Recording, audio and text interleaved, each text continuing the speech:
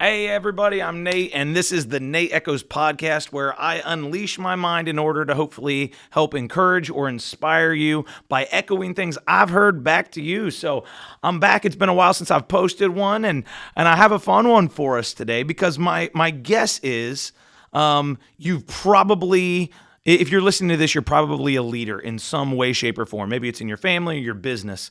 So as I was going through, I like listening to leadership podcasts and things that just help me be a better leader in my family, in my church, my job, my coaching, all the things that I do. But one of the things that I came across is Colin Powell's 13 Rules for Leadership. And so that's what this episode is, episode 034, 13 Rules for Leadership. Now, I know some of you guys are listening to this right now, and you, wherever you're leading in your job, family, whatever, you've probably heard some of these. Maybe you're listening to this and you'd like to be a leader one day, but you're not sure if you are. John Quincy Adams has a quote, and he says, "If your actions inspires others to dream more, learn more, do more, and become more, you are a leader." And I love that because it doesn't just define it to, well, once we get to be an adult. We have leaders who are in middle school or elementary school. We have leaders in our families and leaders in our jobs who have no title. And if you fit in any of those categories, you are a leader. So the question that all leaders must answer is, how do you lead? How do you make your leadership decisions? Because that's ultimately the issue is when you're a leader, you have to make decisions. You have to make decisions that other people wouldn't make, other people can't make, that people look for you for direction or wisdom or guidance or something like that. And so what do you do whenever you have to make one of those decisions? Who do you turn to? Proverbs 11:14 says, "Where there is no guidance, a people falls. But in an abundance of counsel, there is safety." And I think a lot of times as leaders, that's what we feel is like, if I don't know what to say, or if I don't know how to gather my thoughts together, do I just go on gut? When I have to make a decision that is unpopular, or I know is going to impact somebody, or I know is going to have negative ramifications for somebody or something or somewhere, what do I do? Well, for me, I'm a people person, so I like to gather people around me. But in leadership, as it's a famous quote, is it's lonely at the top. And if you're a leader, it's not like you can just always gather people around you and take a consensus of the room and then choose it, because sometimes as a leader, you know that where everyone is going isn't where everyone should be going. So what are the areas of your life that you have this leadership issue where you would like to gather people around? What guiding principles do you put around you? And that's where I found these 13 rules for leadership just to be super interesting. My goal with these rules it's not political. It's not to fix your problems. It's simply to help myself ask questions and give me a framework on what rules that I allow to govern my heart, my mind, my soul. What things do I allow to help me make choices when wise counsel is not available and I know I have to make a difficult decision? Because I don't know about you, but my gut is not always correct. Now, the thing that spouts off the top of my head isn't always the thing that should be said, or the way that I'm feeling isn't always the way that I should lead, because I've got emotional tie to it. General Colin Powell passed away in October of 21, and he was a distinguished military service. Here's a little bit of his bio I'm going to read. Colin Powell was a distinguished American military and political figure who broke barriers as the first African American to hold the nation's highest positions: National Security Advisor, Chairman of the Joint Chiefs of Staff, and Secretary of State. He was born in New York City to Jamaican immigrants. He served for 35 years in the U.S. Army, including 2 tours to Vietnam, and retired as a 4-star general before serving the Republican and Democratic administration of 4 presidents. I say all that just in case you didn't know who Colin Powell is. You had a little bit of insight into what's going on. And whenever I see leaders, this is a man who had to make leadership decisions that weren't always popular, that were very difficult. And so when I see a man like this and he's got 13 rules for leadership, I like to dive in and kind of see what's going on. So here's how the rest of this podcast is going to work.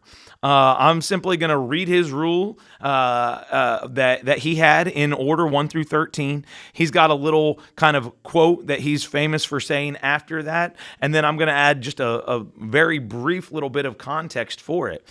Not to say that you should adopt these, not to say that these are right or wrong, not to say that these are moral or good, or these are the only 13 rules for leadership. These were his. And whenever I look at leaders and I see what makes them successful, I always like to analyze what they said, what they did. And so that's what we're going to do. So let's have some fun. So rule number 1, it ain't as bad as you think. It will look better in the morning. And then oftentimes after saying that quote, he would say, leaving the office at night with a winning attitude affects more than you alone. It conveys an attitude to those who follow you.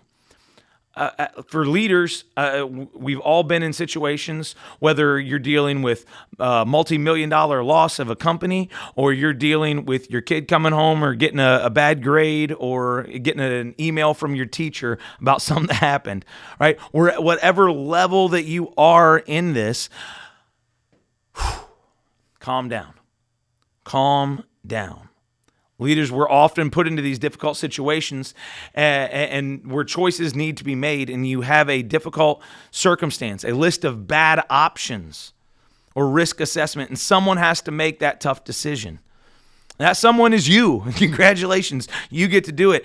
But it ain't as bad as you think. When we hear news, we want to absorb it, and we absorb everything that we can. And most of the things that we absorb are the ramifications we look at as bad. But keeping a proper perspective, sleeping on it for a little bit. Now, don't just say the first thing that you think.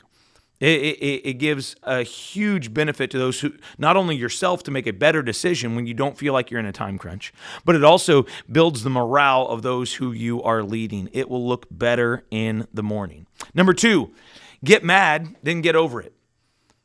Instead of letting anger destroy you, use it to make a constructive change. Use it to make a positive change. There's a myth out there that leaders can't get emotional, and that's just simply not true. We're people just like everybody else, and maybe there are different levels of emotion, but you're allowed to be emotional. Just don't allow emotion to control your decisions. We're allowed to be, most of the time, for a lot of leaders out there, emotion is one of the things that people like about you. It's what drives your passion and excitement, and it encourages people to follow you. But when you need to make these leadership decisions, get mad, then get over it. Number 3, avoid having your ego so close to your position that when your position fails, your ego goes with it. Keep your ego in check and know that you can lead from wherever you are. I think there's a lot of young leaders, especially, high schoolers, middle schoolers, college students, even young adults and new parents, they get tied up with this idea of title. Well, the title is what gives me the leadership. And that's just simply not true.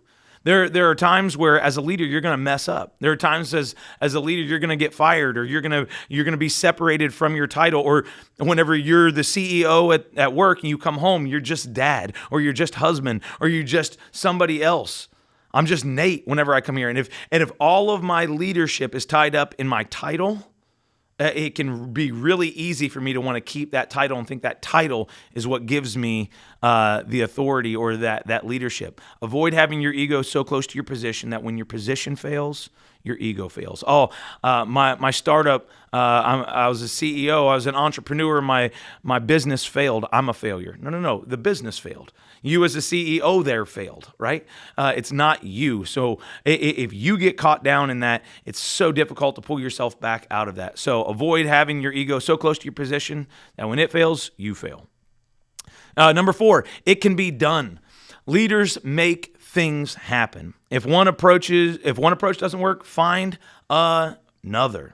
I love this one so much because whatever it is, whatever you want, whatever you believe, it's possible. That question as a leader needs to be asked of all of us. What are you willing to give for it to be done? It's possible. Whatever it is can be done. Now, it might mean sacrificing something that you value for something you value more.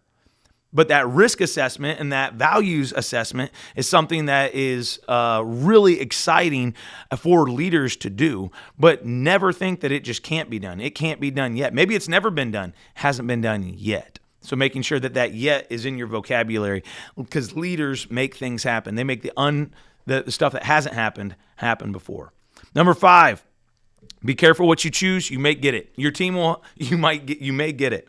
Your team will have to live with your choices, so don't rush it. I think there's oftentimes a lot of that in our lives where we say, this thing would make everything better. More money would make everything better. Well, what happens if you get it? What happens if you got the date night, got the time off? What happens if you get it? There are always unintended consequences. So make sure that you understand that you are assessing what you want carefully and making the best case scenario choice for what's going on. Because as a leader, your job is to make stuff happen. You might just get exactly what you're asking for. Number 6, don't let adverse facts stand in the way of a good decision. Superb leadership is often a matter of superb instinct. When faced with a tough decision, use the time available to gather information that will inform your instinct. Like we said a little bit earlier, a lot of times we just want to go on instinct, and that instinct oftentimes is good. For a lot of people, it's how they kind of got into the leadership position because of instinct. And as you're there, the more and more reps that you get under your belt of making good choices, that instinct is there, but oftentimes we can't. We don't know why. And if we get lazy with it and we're just always right, we stop looking for facts. We stop looking for rationale to make the good decision, things to change our mind. We can easily just go with our gut. So don't let adverse facts stand in the way of your good decision. Start looking for those supporting facts that go with you, with your gut, to say, here's what's going on. And then don't allow your instinct to just be the only thing that carries in the face of good data. All right. Number 7, you can't make someone else's choices. You shouldn't let someone else make yours. While good leaders listen and consider all perspectives, they ultimately make their own decisions. Accept your good decisions. Learn from your mistakes. As a leader, you can't be told that enough, because you will make mistakes. But one thing I see oftentimes happen in leaders know their people very well, or they know their opponents really well, or they know their kids or their spouse. They know the other person really well, and they know that person will probably make a poor decision. Or they know that they most likely know, they've been put in the situation before, that here's the decision that this person's going to make, so I'm going to decide for them what I'm going to do. And I'm going to make the lesser decision because I anticipate you making a bad decision. Don't be held hostage by somebody else's decision. Make the right decision. Make a decision that you're going to be proud of, and don't be held hostage by other people's decisions. Number 8, check small things. Man, I get burnt on this so many times. Followers live in a world of small things. Leaders live in a world of big things. Find ways to get visibility into the world you are not in. And this is one of those that goes both ways. Maybe you're not a leader, but maybe you're a manager or you're an aspiring leader. Do your best, because you can only see a small picture. Do your best to get a 10,000-foot aerial view of the entire picture that's going on from a leader. But as a leader, you've probably been handed a lot of problems or a lot of difficulties, and it's easy for you to have that 10,000 aerial footage, and you're just looking at everything. Find a way to get into the details. Check the small things. Don't overlook the details. Do your homework. Don't just assume that everything is right. Don't just assume because someone brought something to you that all of the fine details checked out. Surround yourself by people who care about the details, who care about the small things, and it's going to help tremendously. Number 9, share credit. People need recognition and a sense of worth as much as they need food or water. As a leader, it becomes really easy to just thank the team. People need that personal thank you, that to be able to share the credit, to be able to understand what's happening and what's going on and feel like they were a part of that. And giving that credit increases your gratitude, increases your gratefulness, and make sure that other people see this as well. It's way more difficult to become egotistical and kind of full of yourself when you begin sharing the credit that is deserved. Number 10, remain calm, be kind. Few people make sound or sustainable decisions in an atmosphere of chaos. Establish your calm zone while maintaining a sense of urgency. Yelling doesn't mean you're winning the argument. Yelling doesn't make people lead or follow you. Now, sometimes you have that authority because if you're mad and you're the leader, a lot of people are upset. A lot of people are going to get you what you want to make sure you're not mad anymore. But remain calm and be kind. In my podcast number 11, I did called My Teams. I did a bit called Nice versus Kind. You can be kind by telling people exactly what they need to hear, but you're doing it in a kind way. But remain calm is part of that. Establish a rhythm. One of my kids, when they get all worked up, one of their friends at school taught them this, and they said, smell the flowers, blow out the candles. Just that little breathing exercise whenever he gets all worked up helps him to refocus and recalm. And as leaders, sometimes we need that as well. We're in this world of chaos where things are flying at us super fast. Remain calm, be kind. Number 11, have a vision. Be demanding. Few people followers need to know where their leaders are taking them and for what purpose. To achieve the purpose, set demanding standards and make sure they are met. If you are demanding with no vision, you're a jerk. I mean, that's really all it is. If you're going to be demanding but not have a vision of where you're going or why you're being demanding, it's not helpful. It's chaos. At the same time, if you have a vision but aren't demanding, you're never going to achieve that vision. Because it takes these two things working in tandem to achieve the things that you are trying to achieve that vision. Number 12, don't take counsel of your fears or naysayers. I just went through a Bible study with a good friend of mine who was leading it, and she was leading this Bible study called Don't Give the Enemy a Seat at Your Table. Successful organizations are not built by cowards or cynics. I think so many times we bring either our fears or the naysayers, the people who doubt us or doubt what we're doing, into our life, and we kind of invite them to our table. And after we invite them to our table and they're at our table long enough, not that we need to ignore them, but when they're at our table long enough, we begin to believe the things that they believe. And when we believe the things that they believe, it becomes easier and easier and easier for us to hold their counsel in high esteem. And that goes for people, but that also goes for our fears and our emotions. When we give our fears a seat at the table, we are saying, you are going to rule this area, and I'm giving you the authority in my life to make these decisions. So as leaders, we can't take counsel from those things. We need to understand them. We need to recognize them. We need to give them their due diligence. But at the end of the day, we don't need to be allowing those things to rule and run our life and make our decisions as leaders for us. Number 13, this is the last one. Perpetual optimism is a force multiplier. If you believe you have prepared your followers will believe it. Surrounding yourself with yes men isn't what we're talking about here. It becomes a problem because everyone's too afraid of you to say anything on the contrary. But there is a rule when it comes to improv. Yes, and. Yes, and is that force multiplier. When you surround yourself, when you put yourself in situations where people can say yes, and where they're optimistic about where you're going, yet they see something that you don't.